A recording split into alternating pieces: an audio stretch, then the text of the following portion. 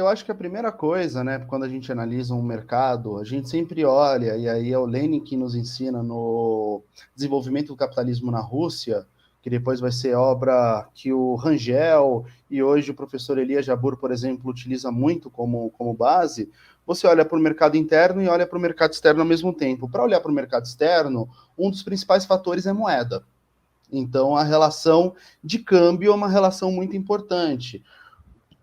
Quais são as duas principais moedas nas quais são feitas câmbios hoje no mundo, né? O euro e o dólar. O euro, por conta da proximidade entre os clubes europeus, que eles comercializam em mesma moeda, e o dólar, e aí utilizando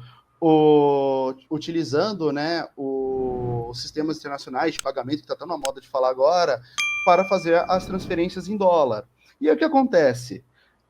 Obviamente que essas moedas dão maior poder econômico para clubes em relação ao outro. Por exemplo, pegando premiação como uma métrica, a Champions League dá ao campeão 85 milhões de euros. Juntando tudo que se ganha, eu vi na revista Valor, 85 milhões para a temporada 21-22 de euros.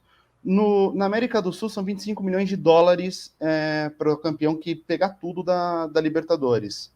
E aí que você pensa, pô, 25 milhões de dólares é pouco, né? Mas para os clubes brasileiros, quando eles passam isso para real, afinal, os custos deles de produção e tudo mais são em real, o dia a dia no futebol brasileiro é em real, esses 25 milhões, vezes 5 é alguma coisa que a moeda brasileira está hoje em conversão, se transforma em mais de 100 milhões de reais.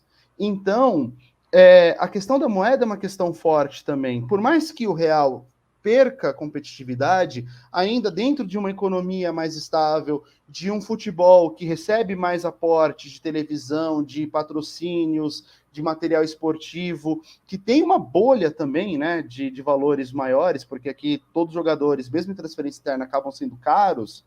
Não dá para o futebol latino-americano competir com isso, principalmente o futebol argentino, né? O peso, a desvalorização do peso, ela é uma constante. É uma constante assim de 2019 para hoje. O peso já desvalorizou muito em relação ao real, né? Então, mesmo outras moedas, a competição com o real ela é muito desleal. E aí junta essa competição com a capacidade de angariar fundos que o futebol brasileiro tem, com a centralização e concentração de capital que o futebol brasileiro tem, se torna quase impossível para muitos outros clubes competirem. E, assim, o futebol brasileiro, eu estou falando do Goiás, com todo respeito ao Goiás, não. Estou falando em relação ao meu Santos hoje, não. A gente está falando aqui dos clubes que conseguem movimentar 600, 800 milhões de reais só de receitas, que é Palmeiras, Flamengo, o Atlético Mineiro, que o caixa é baixo, porém com investimento externo consegue essa competitividade. Então, estou falando desses clubes também. A gente não está aqui falando que o Cuiabá, por exemplo, vai ter esse aporte financeiro de ganhar uma disputa de jogador com o Boca Juniors. Também calma, né? A gente não dá para generalizar. Mas pegando a liga como um todo, se a gente pegasse a liga como um todo, né?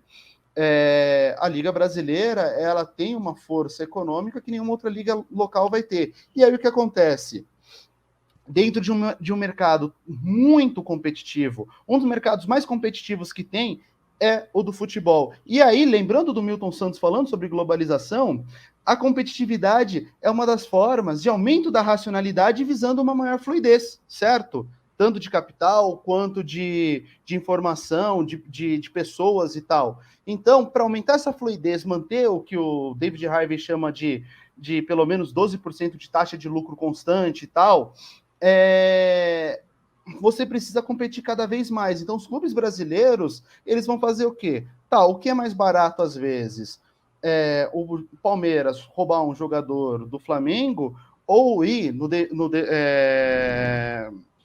Valle, na Universidade do Chile, no Olímpia, pegar um garoto de 18, 19 anos, ou até um jogador com maior formação, como foi, por exemplo, o Gustavo Gomes, e trazer para o clube.